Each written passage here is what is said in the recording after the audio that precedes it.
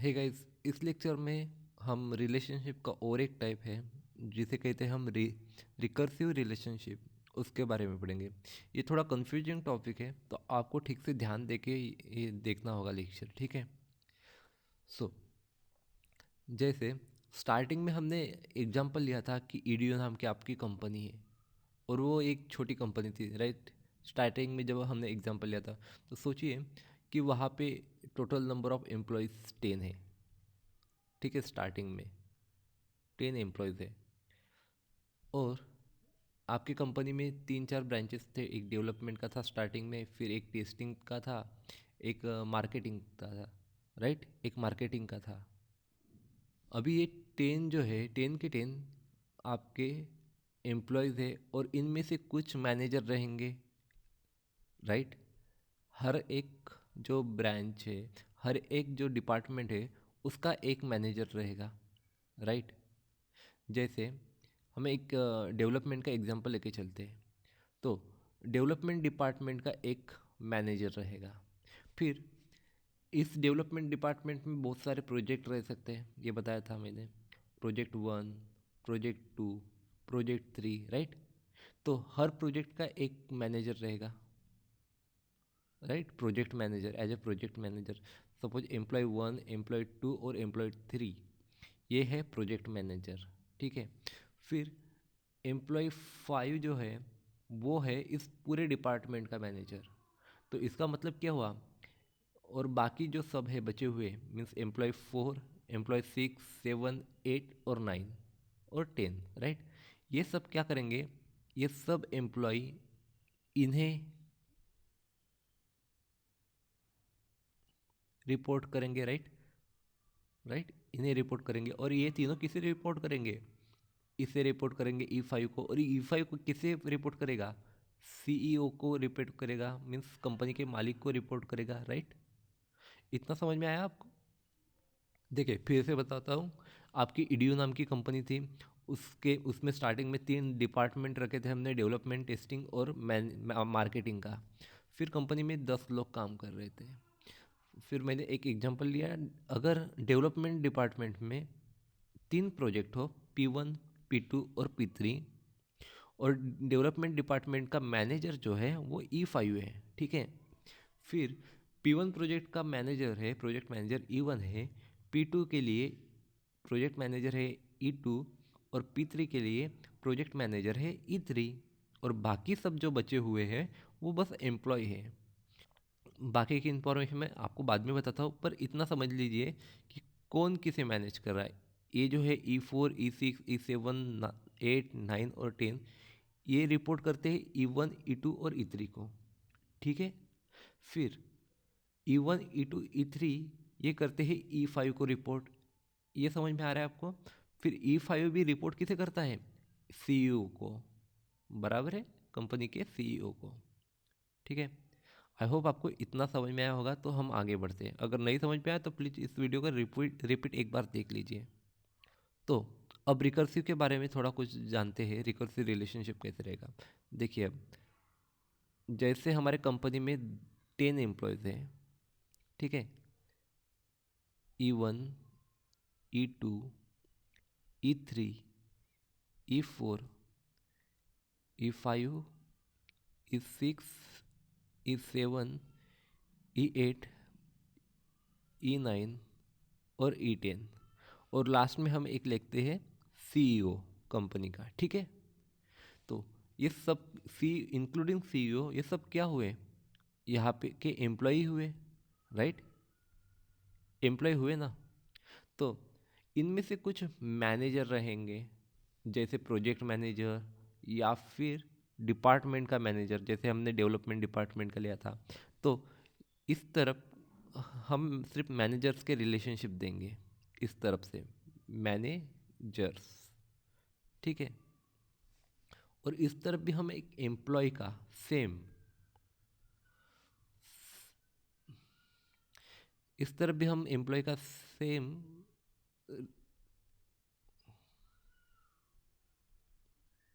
E1, E2, E3, E4, E5, E6, E7, E8, E9, E10 और CEO। ठीक है, तो देखिए ये भी एम्प्लॉयज़ है, इस तरफ भी हमने जो सर्कल निकाला ये भी एम्प्लॉयज़ का है, बट यहाँ पे सिर्फ इस तरफ से हम मैनेजर्स का रिलेशनशिप देंगे, और ये भी जो है ये सभी एम्प्लॉयज़ ही है, पर इस तरफ हम क्या कह सकते हैं, सिर्फ एम्प्लॉयज़ मीन्स जो मैनेजर नहीं है उनके बारे में देंगे। तो मैनेजर मैनेजेस एम्प्लॉयज़, राइट, तो बीच में हम रिलेशनशिप देंगे मैनेजेस। ठीक है, सो आपको एक चीज़ यहाँ पे समझ में आई कि दोनों जो सर्कल है वो एक ही है, सेम ही है। देखिए सभी में E1 से CEO तक है, इसमें भी और इसमें भी E1 से CEO तक है।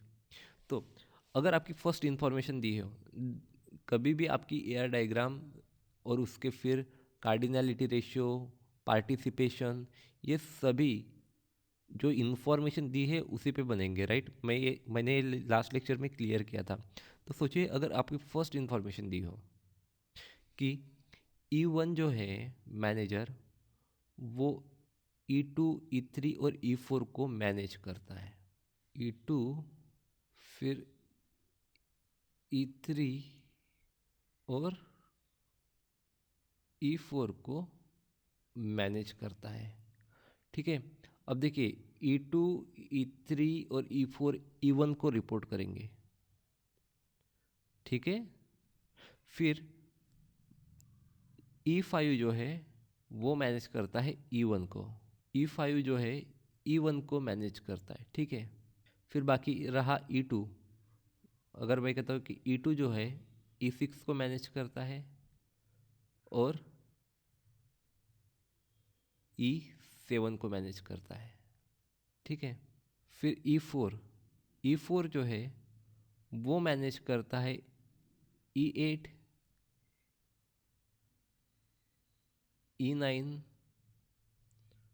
और E10 को। ठीक है,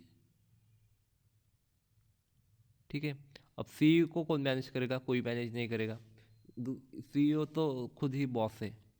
और जो एक सीईओ है वो मैनेज करता है, मीन्स ये मैनेज करता है E5 को। ठीक है, इतनी हमें इंफॉर्मेशन दी है। तो देखिए अब मैनेजर साइड में E7, E8, E9 और E10 किसी को मैनेज नहीं कर रहे, और E6 ये सब किसी को, E6 से E10 तक कोई भी किसी को मैनेज नहीं कर रहा। ठीक है, फिर इस एम्प्लॉय साइड में सीईओ को कोई मैनेज नहीं कर रहा। इतना समझ में आया। अब आपको अगर इसकी डायग्राम बनानी हो, ईआर डायग्राम बनानी हो, तो कैसे बनाएंगे। रिलेशनशिप क्या है, मैनेजेस, राइट, और एंटिटीज कौन से है, E1 से E10 तक है। अभी E1 से E10 तक है तो वो सब क्या है, किसके सबसेट है, एम्प्लॉय के सबसेट है, राइट। इस तरह से देखेंगे, एम्प्लॉय के सबसेट है, मतलब हमारे पास अब एक ही एंटिटी है, एम्प्लॉय,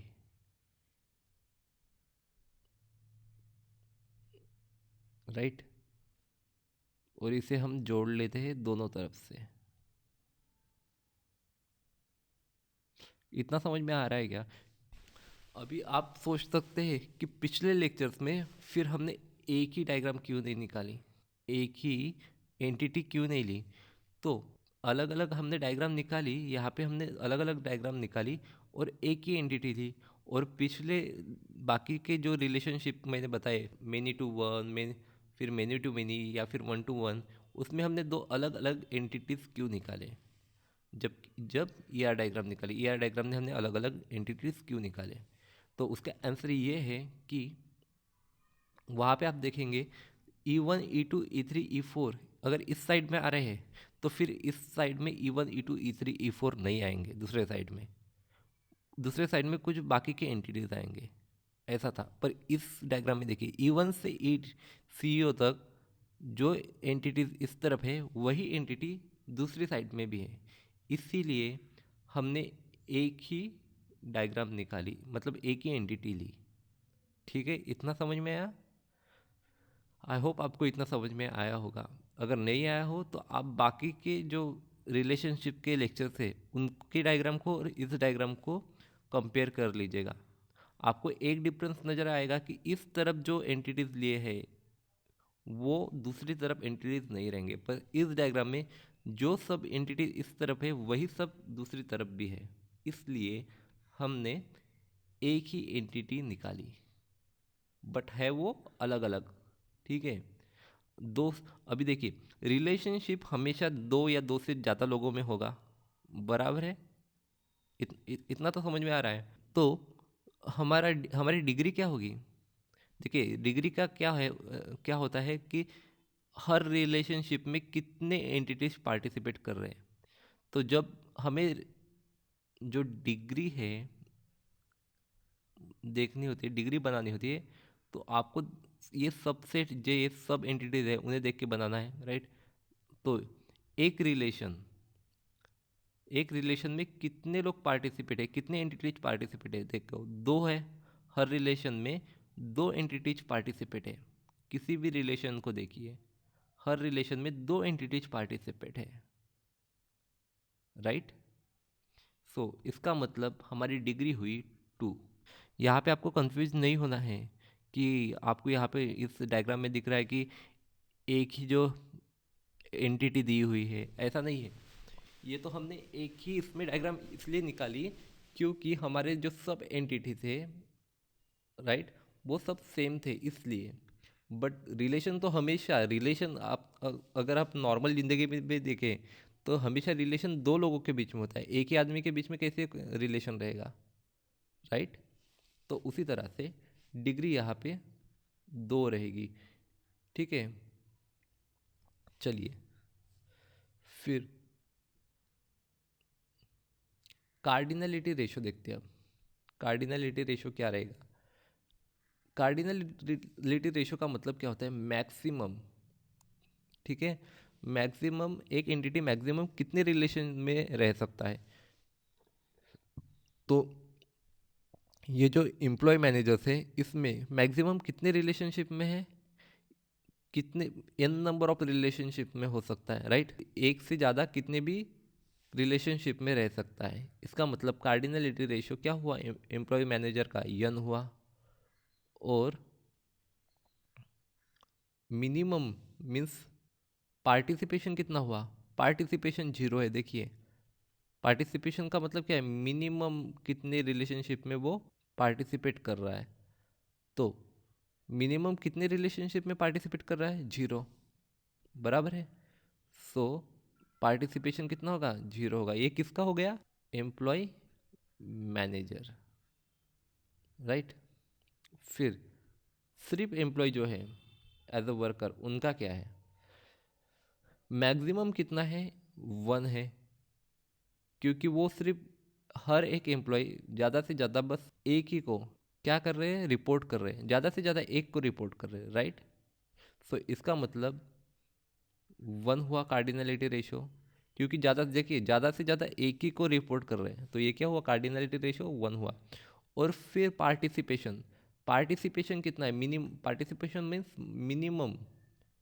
मिनिमम कितने रिलेशनशिप में? देखिए, सीईओ किसी के साथ नहीं है, सीईओ किसी को रिपोर्ट नहीं कर रहा है, इसका मतलब पार्टिसिपेशन हुआ 0। इतना समझ में आया? ठीक है, अगर इस डायग्राम को आपको रिप्रेजेंट करना है तो एम्प्लॉय इस तरफ से एज मैनेजर, मैनेजर, और यहाँ पे सिर्फ एज अ वर्कर। ठीक है, तो एज अ मैनेजर एक मैनेजर कितने को मैनेज करेगा? यन को, राइट? और एक वर्कर कितने मैनेजर्स को रिपोर्ट करेगा? एक ही को करेगा, दिया है ना? ठीक है, फिर मिन मैक्स में अगर रिप्रेजेंट करना है तो एज अ मैनेजर देखिए, मिनिमम 0 और मैक्सिमम यन, और एम्प्लॉयज़ का मिनिमम 0 और मैक्सिमम 1, राइट? ये तो हुआ रिकर्सिव रिलेशनशिप। आई होप आपको समझ में आया होगा कि रिकर्सिव रिलेशनशिप क्या है।